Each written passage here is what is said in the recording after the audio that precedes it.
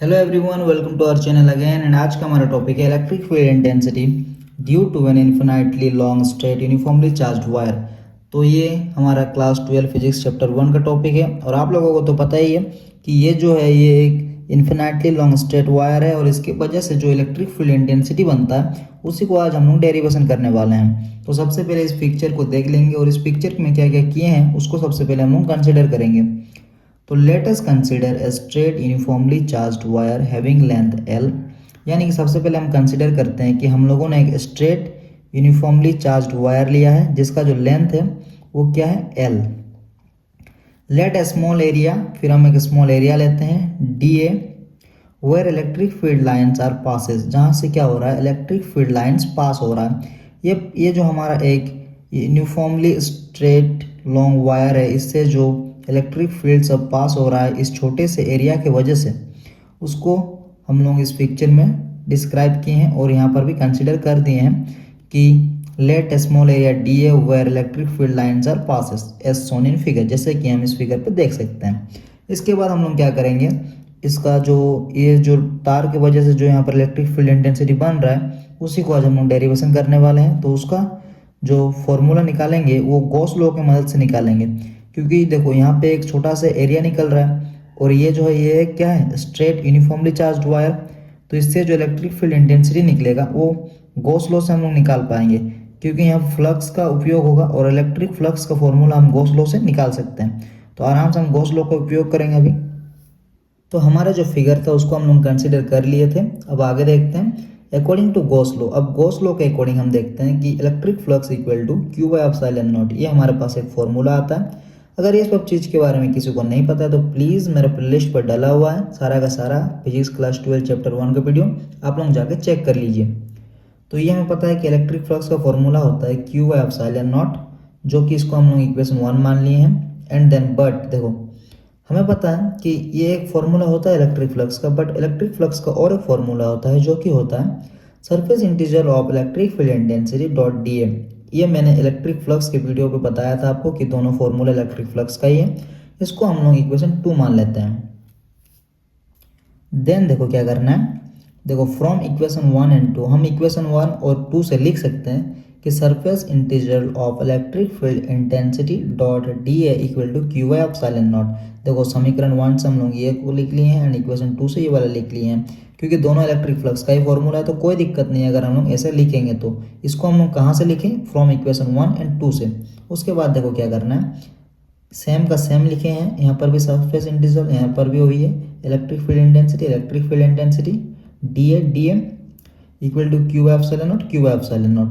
ये मैंने 2 बार लिख लिया, थोड़ा सा गलती हो गया, आप एक बार ही लिख लीजिएगा, ठीक है। उसके बाद देखो क्या करना है, अगर हम लोगों को पता है कि अगर हम लोग डॉट प्रोडक्ट को हटाते हैं तो हमें कॉस थीटा लगता है और क्रॉस प्रोडक्ट को हटाने से साइन थीटा। तो यहाँ पर क्या है डॉट प्रोडक्ट, तो इस अगर डॉट प्रोडक्ट को हटाएंगे तो हमें कॉस थीटा लगाना होगा। तो लगाए हैं हम लोग, देखो ई डी ए कॉस थीटा, हम लोग यहाँ से डॉट प्रोडक्ट को रिमूव कर दिए हैं, बाकी सेम का सेम लिखे हैं। देन देखो क्या करना है, हम लोगों ने क्या किया यहाँ से डॉट प्रोडक्ट को हटाया और ई डी ए कॉस थीटा लगाया।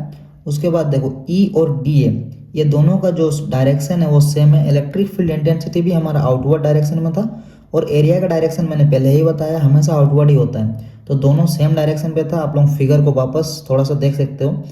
एंड हमें पता है कि अगर दोनों का डायरेक्शन सेम रहा तो थीटा कितना बनता है 0 डिग्री का।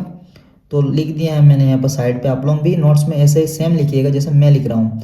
चूँकि electric field intensity and area are in same direction, इसीलिए therefore theta equal to 0 degree. तो थीटा इक्वल टू 0 डिग्री क्यों हुआ, क्योंकि ई और डी ए का डायरेक्शन जो था वो सेम था। एरिया का हमेशा आउटवर्ड होता है और इलेक्ट्रिक फील्ड इंटेंसिटी का हमेशा आउटवर्ड होता है अगर उसमें पॉजिटिव चार्ज रहा तो। और ये हमारा एक पॉजिटिवली स्ट्रेट वायर का चार्ज था, तो इसीलिए इसमें जो इलेक्ट्रिक फील्ड लाइन्स था वो आउटवर्ड डायरेक्शन में था और एरिया का भी डायरेक्शन आउटवर्ड ही होता है। तो दोनों का आउटवर्ड होने के कारण दोनों का डायरेक्शन सेम हो गया और सेम होने के कारण जो थीटा था वो 0 डिग्री हो गया। तो आगे देखते हैं अब। देन देखो क्या करना है, surface integral of E D A cos 0 degree यहाँ पर लिख दिए हैं, क्योंकि हमें पता है कि डायरेक्शन सेम था तो थीटा जो होगा 0 डिग्री होगा। बाकी Q by epsilon not E D A cos 0 degree का वैल्यू कितना होता है 1 होता है, तो 1 से अगर किसी भी चीज़ को इंटू करेंगे तो 1 ही आ जाएगा, वो मैंने डायरेक्ट लिख दिया है। E D A equal to Q by epsilon not आ गया। फिर देखो अगर ये हमारा डी है, डी ए मतलब क्या है, छोटा सा एरिया के लिए। अगर हम लोग इसको इंटीग्रेशन कर देंगे तो पूरा एरिया आ जाएगा, तो इसको इसीलिए इंटीग्रेशन करते हैं। तो ई कांस्टेंट है तो इसको बाहर लेके आते हैं एंड इंटीग्रेशन करते हैं सिर्फ डी ए का। तो डी ए का इंटीग्रेशन करते हैं equal to Q by epsilon nought. फिर देखो ई जो डी ए का इंटीग्रेशन कर देंगे तो हमारा पूरा का पूरा ए आ जाएगा, तो E into A equal to Q by epsilon nought. यहाँ से डी ए से ए आ गया क्योंकि इसको हम लोग इंटीग्रेट कर दिए, ठीक है। उसके बाद देखो ई इक्वल टू क्यू का क्यू है और ए को हम लोग इधर लेके आ जाएंगे, तो ए जो है यहाँ पर क्या है, इनटू पे है, इधर आ जाएगा तो क्या आ जाएगा, डिवाइड पे आ जाएगा। तो E equal to Q by A into epsilon nought हो गया। देन देखो क्या करना है हमें, जैसे हम ए को इधर लेके आ जाएंगे, ये हमारा यहाँ पे आ गया डिवाइड पे। देन देखो E equal to E, Q का फॉर्मूला मैंने पहले ही जो चार्ज डिस्ट्रीब्यूशन था उसमें बताया था कि हमारा अगर लीनियर चार्ज डिस्ट्रीब्यूशन रहा तो lambda equal to Q by L होता है। ये जो हमारा फोटो था वो एक सिलेंड्रिकल शेप का था, तो सिलेंड्रिकल शेप में क्या है, एक स्ट्रेट यूनिफॉर्मली चार्ज वायर था अंदर पे, जो कि सिलेंड्रिकल शेप का एक इलेक्ट्रिक फील्ड बना रहा था अपने चारों ओर। तो जो अगर स्ट्रेट वायर रहा तो एक लीनियर चार्ज डिस्ट्रीब्यूशन है, और लीनियर चार्ज डिस्ट्रीब्यूशन का फॉर्मूला होता है, उस पर एक कांस्टेंट आता था जो कि होता था लेमडा, और लेमडा का फॉर्मूला होता था क्यू बाई एल। ये सब आपको समझ में नहीं आएगा अगर मेरा आप लोग पहले वाला वीडियो सब नहीं देखे होंगे। कोई भी चैप्टर को आपको पहले से पढ़ना होगा तभी आपको समझ में आएगा। तो पहला वीडियो सब भी बहुत छोटा छोटा मैंने ईजी और अच्छे से बताया है, प्लीज़ जाके चेक कर लेना। बाकी देखो मैं समझाने का पूरा ट्राई करूँगा।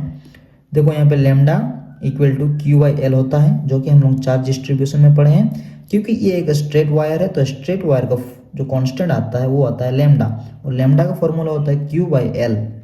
तो इस क्यू के जगह पे हम लोग लिख सकते हैं लेमडा इंटू एल, क्योंकि ये डिवाइड पे है, इधर आ जाएगा तो इंटू पे आ जाएगा, इसीलिए ई इक्वल टू क्यू के जगह पे हम लोग लिखें लेमडा इंटू एल डिवाइड ए। ए मतलब क्या है, ये वाला क्या है, हमारा एरिया है, और एरिया जो सिलेंड्रिकल का होता है वो होता है 2 पाई आर एल। तो यहाँ पर 2 पाई आर एल लिख दिए हैं एंड एप्सिलॉन नॉट का एप्सिलॉन नॉट, यहाँ से एल एल कट गया तो बचा क्या, E equal to lambda 2 pi R epsilon nought. तो हमारा क्या क्या बचा, E equal to lambda 2 pi R epsilon nought. तो यही इलेक्ट्रिक फील्ड इंटेंसिटी का फॉर्मूला है। किसी भी यूनिफॉर्मली स्ट्रेट वायर की वजह से जो इलेक्ट्रिक फील्ड इंटेंसिटी बनता है वो बनता है ये वाला।